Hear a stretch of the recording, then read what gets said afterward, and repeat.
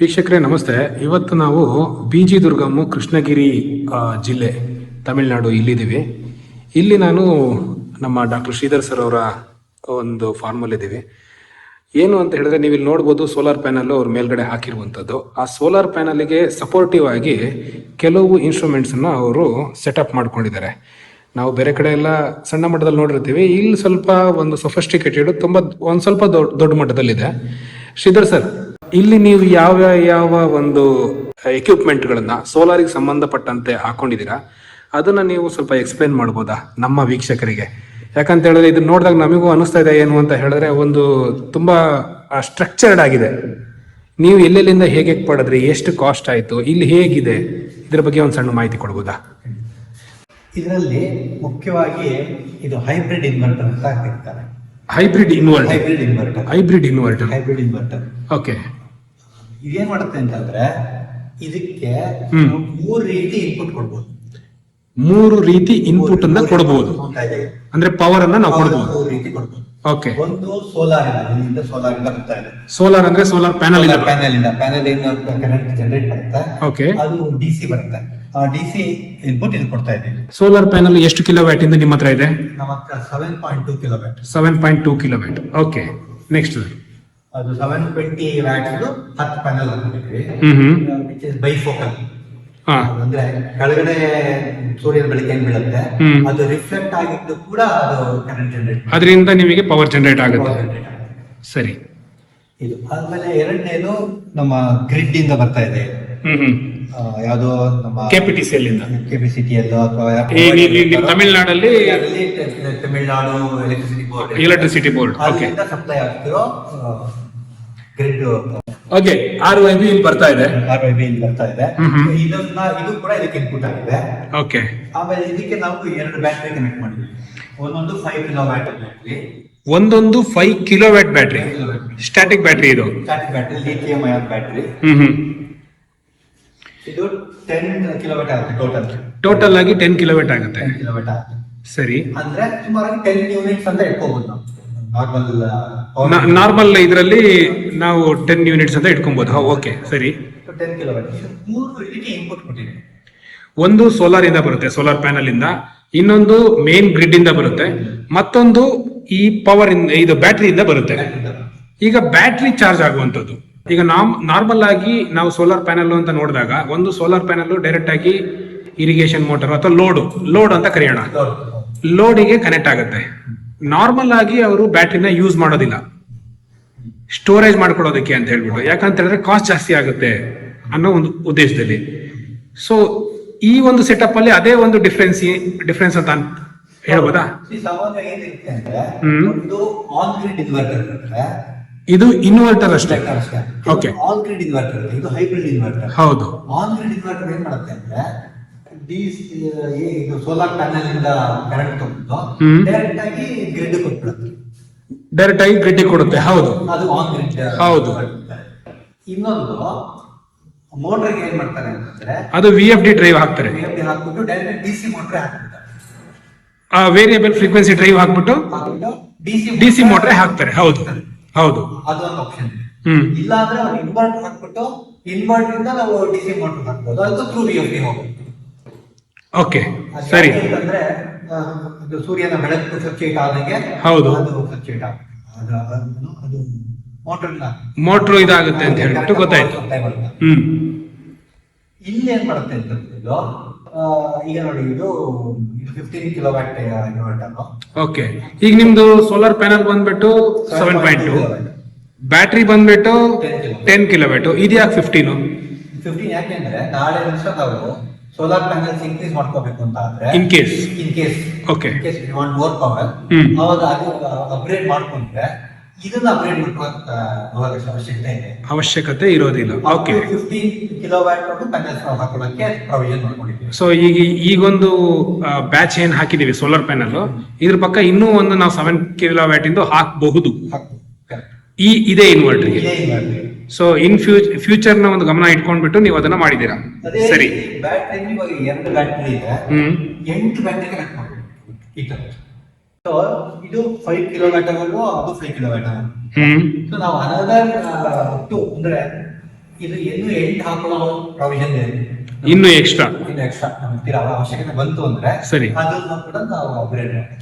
ಈಗ ನಿಮ್ಮಲ್ಲಿ ಒಂದು ಲೋಡ್ ಇದೆ, 7 HP ಯಾವುದೋ ಒಂದು ಮೋಟರ್ ಇದೆ, 7 HP ಮೋಟರ್ ಇದೆ ಅಂತ ಹೇಳಿದಾಗ ಅದಕ್ಕೆ ಈ ನಿಮ್ಮ ಇನ್ವರ್ಟರ್ ಥ್ರೂ ಯಾವ ರೀತಿ ಪವರ್ ಪಾಸ್ ಆಗುತ್ತೆ? ಈಗ ನಮ್ದು 7.5 HP ಮೋಟರ್ 7.5 HP ಮೋಟರ್ ಇದೆ. 6 ಕಿಲೋವ್ಯಾಟ್ ಪವರ್ ಕನ್ಸ್ಯೂಮ್ ಮಾಡುತ್ತೆ. 6 ಕಿಲೋವ್ಯಾಟ್ 1 into 1.6 ಹೌದು. ಮತ್ತೆ ಬೇರೆ ಲೋಡ್ ಎಲ್ಲ ಇದೆ. ಸೊ ನಮ್ದು ಅರೌಂಡ್ 7.5 ಕಿಲೋವ್ಯಾಟ್ ಲೋಡ್ ಇದೆ ಅಂತ ಇಟ್ಕೊಳ್ಳಿ. Okay. ಇದು ಸೇರಿ ಈಗ ಸಿನಾರಿಯೋ ನೋಡಿ, ಸೋಲಾರ್ ಲೆಟಸ್ಗೆ ಅದು ಇವಾಗ ಏನು ಜನರೇಟ್ ಮಾಡ್ತಾ ಇಲ್ಲ, ಈಗ ಕತ್ಲಾಗಿದೆ, ಜನರೇಟ್ ಮಾಡ್ತಾ ಇಲ್ಲ. ಮೋಡ ಇದೆ, 3 ಕಿಲೋವ್ಯಾಟ್ ಜನರೇಟ್ ಮಾಡ್ತಾ ಇದೆ ಅಂತ ಇಟ್ಕೊಳ್ಳೋಣ. ಓಕೆ. 8 ಕಿಲೋವ್ಯಾಟ್ ಇನ್ನು 5 ಕಿಲೋವ್ಯಾಟ್ ನ ಅದು ಗ್ರಿಡ್ ಇಂದ ತಗೊಳುತ್ತೆ. ಗ್ರಿಡ್ ಇದ್ರೆ ಓಕೆ. ಗ್ರಿಡ್ ಇಲ್ಲ ಅಂತ ಇಟ್ಕೊಳ್ಳಿ, ಬ್ಯಾಟ್ರಿಯಿಂದ ತಗೊಳುತ್ತೆ. ಅವಾಗ ಬ್ಯಾಟ್ರಿಯಿಂದ ತಗೊಳ್ಳೋದು.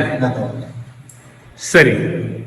ನಮ್ಮ ಮೋಟರ್ ಆಗಲಿ ಲೋಡ್ ಆಗಲಿ ಇಟ್ ಗೆಟ್ ಸ್ಟೇಬಲ್ ಪವರ್ ಬರ್ತಿದೆ. ಸೊ ಬೆಸ್ಟ್ ಎಕ್ಸಾಂಪಲ್ ಹೆಂಗೆ ಅಂದ್ರೆ ಮನೇಲಿರೋ ಒಂದು ಇನ್ವರ್ಟರ್ ಏನಿದೆ ಅದೇ ರೀತಿ ಕೆಲಸ ಮಾಡುತ್ತೆ. ನಿಮ್ಮ ಲೋಡ್ ಎಲ್ಲದನ್ನು ಬ್ಯಾಟ್ರಿಯಿಂದನೂ ಮತ್ತೆ ಪವರ್ ಇದ್ರೆ ಪವರ್ ಇಂದ ತಗೊಳುತ್ತೆ, ಇಲ್ಲ ಅಂದ್ರೆ ಬ್ಯಾಟ್ರಿಯಿಂದ ತಗೊಳುತ್ತೆ. ಬಟ್ ಇದರಲ್ಲಿರುವಂತ ಒಂದು ಸ್ಪೆಷಾಲಿಟಿ ಏನು ಅಂತ ಹೇಳಿದ್ರೆ ಸೋಲಾರ್ ನ ಫಸ್ಟ್ ಪ್ರಿಯಾರಿಟಿಲಿ ಇಡುತ್ತೆ ಇದು ಅಲ್ವಾ? ಹಗಲೊತ್ನಲ್ಲಿ ಸೋಲಾರ್ ಪವರ್ ಏನಿದೆ ಅದು ಫಸ್ಟ್ ಪ್ರಿಯಾರಿಟಿಲಿ ಇರುತ್ತೆ. 2ನೇ ಪ್ರಿಯಾರಿಟಿ ಸೋಲಾರ್ ಜೊತೆಗೆ ಬ್ಯಾಟ್ರಿಗೆ ಸಿಗುತ್ತೆ. 3ನೇ ಪ್ರಿಯಾರಿಟಿ ಗ್ರಿಡ್ಗೆ ಸಿಗುತ್ತೆ. ಸರಿ, ಸೆಕೆಂಡ್ ಗ್ರಿಡ್ ಸಿಗುತ್ತೆ, ಆಮೇಲೆ ಬ್ಯಾಟ್ರಿ ಸಿಗುತ್ತೆ. ಅನ್ಲೆಸ್ ನೀವು ಲೋಡ್ ಎಷ್ಟೇ ಇದ್ರೂ ಕೂಡ ಈ 3 ಇನ್ಪುಟ್ಸ್ ಏನಿದೆ ಅದು ಬ್ಯಾಲೆನ್ಸ್ ಆಗುತ್ತೆ. ಆ ಬ್ಯಾಲೆನ್ಸ್ ಮುಖಾಂತರ ನಿಮಗೆ ಇದಕ್ಕೆ ಸಿಗುತ್ತೆ.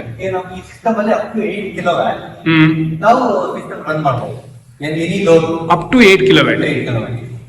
ಯಾಕಿದು ಇದು 15 ಕಿಲೋವ್ಯಾಟ್ ಅಂತ ಹೇಳಿದ್ರಲ್ಲ? ನಮಗೆ ಲೋಡ್ ಸ್ಯಾಂಕ್ಷನ್ ಲೋಡ್ 8 ಕಿಲೋವ್ಯಾಟ್ ಇದೆ ಅಂದ್ರೆ ಗ್ರಿಡ್ ಇಂದು. ಓಕೆ. 8 ಕಿಲೋವ್ಯಾಟ್ಗೆ ಕ್ಯಾಪ್ ಮಾಡ್ತೀವಿ. ಓ, ನಿಮ್ಮಲ್ಲಿ ಗ್ರಿಡ್ಗಿಂತ ಹೆಚ್ಚಾಗಿ ನಾವು ಇದನ್ನ ಜನರೇಷನ್ ಮಾಡ್ಕೊಳ್ಳೋ ಇದಿಲ್ಲ. ಹೌದು, ಅದೇ ಗ್ರಿಡ್ ನಾವೇನು ಸ್ಯಾಂಕ್ಷನ್ ಲೋಡ್ ಇರುತ್ತೆ ಅದಕ್ಕಿಂತ ಜಾಸ್ತಿ ಯೂಸ್ ಮಾಡಂಗಿಲ್ಲ. ಯೂಸ್ ಮಾಡೋಂಗಿಲ್ಲ, ನೀವು ಜನರೇಟ್ ಮಾಡೋಂಗಿಲ್ವಾ? ಜನರೇಟು ಮಾಡೋಗಿಲ್ಲ. ಓಕೆ. ಎಷ್ಟು ಸ್ಯಾಂಕ್ಷನ್ ಲೋಡ್ ಇರುತ್ತೆ ಅಷ್ಟು ಮಾತ್ರ ಮಾಡ್ಕೋಬೇಕು. ಅದಕ್ಕೆ 7.2 ಕಿಲೋವ್ಯಾಟ್ ಮಾತ್ರ ಜನರೇಟ್ ಮಾಡ್ತಾ ಇದೆ ಸೋಲಾರ್. ಓಕೆ. 7.2 ಕಿಲೋವ್ಯಾಟ್ ವರೆಗೂ ನಾವು ಲೋಡ್ ಯೂಸ್ ಮಾಡ್ಕೊಂಡು ಇನ್ನು ಹೆಚ್ಚಿನ ಲೋಡ್ ಬೇಕಿದ್ರೆ ಅವಾಗ ನಾವು ಗ್ರಿಡ್ ಇಂದ ಅಥವಾ ಬ್ಯಾಟ್ರಿಯಿಂದ ಯಾವ್ದು ಅವೈಲೇಬಲ್ ಇರುತ್ತೋ ಅದನ್ನ ತಗೊಳ್ತೀವಿ. ಈಗ ಲೈಕ್ ಹೆಂಗೆ ಅಂತ ಹೇಳಿದ್ರೆ ಇವಾಗ ನಾವು ಕತ್ಲೆಲಿದ್ದೀವಿ. ಒಂದು ನಾನು ಸಿನಾರಿಯೋ ಹೇಳ್ತಾ ಇದ್ದೀನಿ.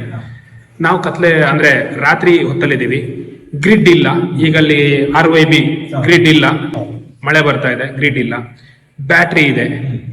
ನಂದು ಲೋಡು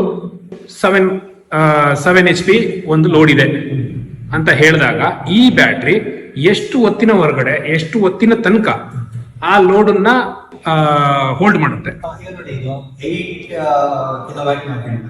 ಹೌದು.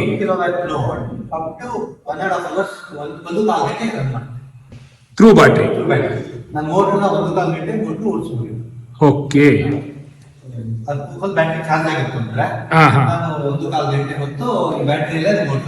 ಇದು ಚಾರ್ಜಿಂಗ್ ಇದು. ಓ, ಅಂದ್ರೆ ಈಗ ಚಾರ್ಜಿಂಗ್ ಅಂತ ಹೇಳಿದ್ರೆ ನೀವು ಹಗಲೊತ್ತಲ್ಲಿ ನಾರ್ಮಲಿ ಸೋಲಾರ್ ಇಂದ ಆಗುತ್ತೆ, ಪ್ಯಾನಲ್ಸ್ ಇಂದ. If in case solar available ಇಲ್ಲ ಅಂತ ಹೇಳಿದ್ರೆ ಗ್ರಿಡ್ ಇತ್ತು ಅಂದ್ರೆ ಗ್ರಿಡ್ ಇಂದ ಆಗುತ್ತೆ. ಬೆಳಗ್ಗೆ ಹೊತ್ತು ಸೋಲಾರ್ ಇಂದ ಕಷ್ಟ ಆಗುತ್ತೆ, ಸಾಯಂಕಾಲ ಗ್ರಿಡ್ ಕಡಿಮೆ ಆಯ್ತು, ಸೋಲಾರ್ ಕಡಿಮೆ ಆಯ್ತು, ಗ್ರಿಡ್ ಅವೈಲೇಬಲ್ ಇತ್ತು ಅಂದ್ರೆ ಗ್ರಿಡ್ ಇಂದ ಬ್ಯಾಟ್ರಿ ಚಾರ್ಜ್ ಆಗುತ್ತೆ. ಸೊ ಇಲ್ಲಿ ನಾವು ನೋಡ್ಬೋದು ಬ್ಯಾಟ್ರಿ ಬ್ರೇಕರ್. ಬ್ಯಾಟ್ರಿ ಬ್ರೇಕರ್ ನಿಮಗೆ ಬ್ಯಾಟ್ರಿ ಏನಾದ್ರು ಕೆಲಸ ಇತ್ತು ಅಂತ ಹೇಳಿದ್ರೆ ಆಫ್ಲೈನ್ ಮಾಡೋದಕ್ಕೆ,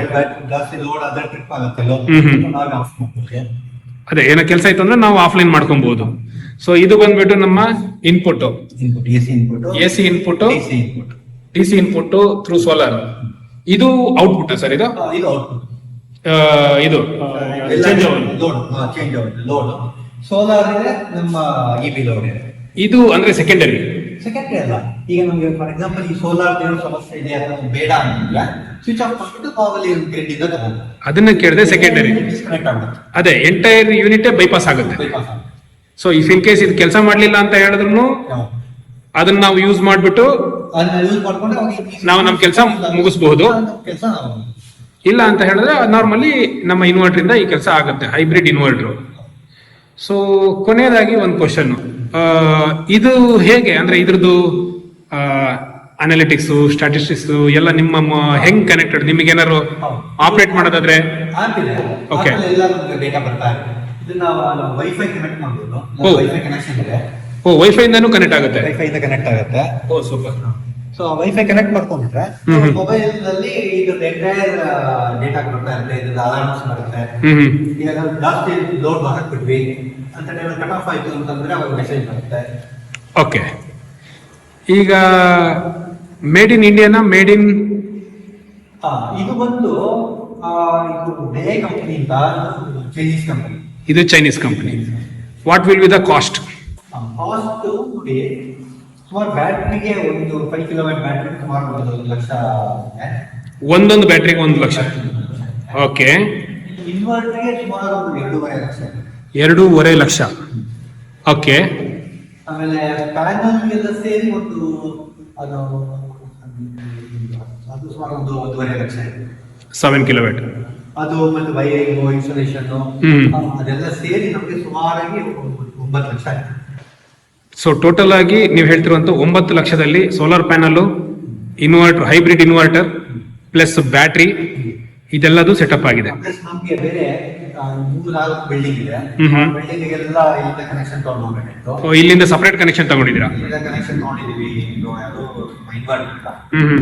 ಸೊ ಆ ಕನೆಕ್ಷನ್ ಎಲ್ಲಾನು ಸೇರಿ ವೈರಿಂಗ್ ಎಲ್ಲ ಸೇರಿ ಇನ್ಸ್ಟಾಲೇಷನ್ ಅದಕ್ಕೆ ಮತ್ತೆ ಮಧ್ಯೆ ಚೇಂಜ್ ಓವರ್ ಹಾಕೊಂಡಿದೀವಿ. ಹ್ಮ್. ಅಂದ್ರೆ ಈ ಸಿಸ್ಟಮ್ ಯೂಸ್ ಮಾಡ್ಬೇಕಾ ಅಥವಾ ಗ್ರಿಡ್ ಯೂಸ್ ಮಾಡ್ಬೇಕಾ ಅಂತ ಚೇಂಜ್ ಓವರ್ ಮಾಡಿ. ಓಕೆ, ಈಗ ನೀವು ಗ್ರಿಡ್ಗೆ ಇಲ್ಲಿಂದ ನಿಮ್ಮಲ್ಲಿ ಸರ್ಪಾಸ್ ಆಗ್ತಿರುವಂತಹ ಪವರ್ ನ ಕೊಡ್ತಾ ಇದ್ದೀರಾ ಅಥವಾ ಹೇಗೆ? ಕೊಡಬೇಕು, ಸ್ಯಾಂಕ್ಷನ್ ಆಗಿದೆ, ಇನ್ನೂ ಇನ್ಸ್ಟಾಲ್ ಆಗಿಲ್ಲ. ಅದು ಇನ್ಸ್ಟಾಲ್ ಆದ್ರೆ ಹಾ, ಹಾ. ಬೆಳಗ್ಗೆ ಉದಾಹರಣೆಗೆ ಇದು ಸುಮಾರು ಒಂದು 45 ಯೂನಿಟ್ ಜನರೇಟ್ ಮಾಡುತ್ತೆ. ಒಂದು ದಿನಕ್ಕೆ ಒಳ್ಳೆ ಬಿಸಿಲಿದ್ದ ದಿವಸ Okay. 45 ಯೂನಿಟ್ ಜನರೇಟ್ ಮಾಡುತ್ತೆ. ಹ್ಮ್. ನಾವು 7 ಕಿಲೋ ಇದು ಕೆವಿ ಅಂತ ನೀವು ಹೇಳ್ತಿರೋದು. ಒಂದು 40 to 45 ಯೂನಿಟ್ ಜನರೇಟ್ ಮಾಡುತ್ತೆ. ಸರಿ. ಅದು ಮಾಡಿದ್ದಾರೆ. ನಾವು 15 ಯೂನಿಟ್ ಯೂಸ್ ಮಾಡಿದ್ವಿ ಅಂತಂದ್ರೆ ಇನ್ನು ಮಿಕ್ಕಿದ್ದು ಏನು 30 ಯೂನಿಟ್ ಇದೆ ಅದು ಗ್ರಿಡ್ ಮುಖಾಂತರ ಈ ಡಿಪಾರ್ಟ್ಮೆಂಟ್ ಕಳಿಸ್ತೀವಿ. ಗ್ರಿಡ್ ಮುಖಾಂತರ ಡಿಪಾರ್ಟ್ಮೆಂಟ್ ಕಳಿಸುತ್ತೆ. ಅದು ನಿಮಗೆ ಕ್ರೆಡಿಟ್ ಆಗ್ಬಿಟ್ಟು ನಿಮ್ಮ ಒಂದು ಇದರಲ್ಲಿ ಬರುತ್ತೆ. So super. ಸೊ ನಾವು ಎಲ್ಲಾ ಕಡೆ ನಾವು ರೈತರ ಹತ್ರ ನಾವು ಇದನ್ನ ನೋಡಿರ್ತೀವಿ, ಬಟ್ ಅವರು ಇಷ್ಟೊಂದು ಸೊಫಿಸ್ಟಿಕೇಟೆಡ್ ಯೂನಿಟ್ಗಳನ್ನ ಹಾಕಿರುವಂತದ್ದು ತುಂಬಾ ಕಮ್ಮಿ. ಕೆಲವು ಔಟ್ಡೋರ್ ಇರೋದ್ರಿಂದ ಕೆಲವು ರೈತರಿಗೆ ಆ ಸಮಸ್ಯೆಗಳು ಆಗಿರ್ಬೋದು, ಯಾಕಂದ್ರೆ ಬ್ಯಾಟ್ರಿಗಳು ಕಳ್ತನ ಆಗುತ್ತೆ ಈ ಒಂದು ಜಮಾನದಲ್ಲಿ. ಅಂಡ್ ಅಗೇನ್ ಇದು ಇಂಡೋರ್ ಯೂಸಿಗೆ ತುಂಬಾ ಒಂದು ಅತ್ಯುತ್ತಮವಾದಂತಹ ಮಾಡೆಲ್ ಅಂತ ನಾನು ತಿಳ್ಕೊಳ್ತೀನಿ. ಮತ್ತೆ ಇದು ರೈತರಿಗೆ ಇಷ್ಟೊಂದು ಬೇಕಾಗ್ದೇನೂ ಇಲ್ಲ. ಇಲ್ಲಿ ಕ್ಲಾಸಸ್ ಎಲ್ಲ ರನ್ ಮಾಡ್ತೀವಿ. ಆ ಟೈಮ್ ನಮಗೆ ಅನ್ಇಂಟರಪ್ಟೆಡ್ ಆಗಿ ಪವರ್ ಸಪ್ಲೈ ಬೇಕು ಅನ್ನೋ ದೃಷ್ಟಿಯಿಂದ ನಾವು ಈ ಡಿಸೈನ್ ಮಾಡ್ತೀವಿ. ಓಕೆ, ಅದಕ್ಕೂ ಆಗುತ್ತೆ, ಬೇಕು ಅಂದ್ರೆ ಸಮಯ ಬಂತು ಅಂದ್ರೆ ಮೋಟರ್ ಬೇರೆ ಇದಕ್ಕೂ ಆಗುತ್ತೆ. ದ ಲೋಡ್ ಇಸ್ ಲೋಡ್ ಅಷ್ಟೇ. ನೋಡಿ. Okay, so super sir, thank you for connecting with us. ವೀಕ್ಷಕರೇ, ಇದು ಒಂದು ಹೈಬ್ರಿಡ್ ಇನ್ವರ್ಟರ್ನ ಕತೆ. ಬಹುಶಃ ಇದು ನಿಮಗೆ ಇಷ್ಟ ಆಗಿರ್ಬೋದು ಅಂತ ತಿಳ್ಕೊಳ್ತೀನಿ. ಇನ್ನು ಇಂತಹ ಹೊಸ ಯಾವುದು ಎಕ್ವಿಪ್ಮೆಂಟ್ ಏನಾದ್ರು ನಮ್ಮ ಕಣ್ಣಿಗೆ ಕಂಡ್ರೆ ಅವುಗಳ ವಿಚಾರವನ್ನ ನಾನು ನಿಮಗೆ ತಿಳಿಸ್ತಾನೆ ಇರ್ತೀನಿ.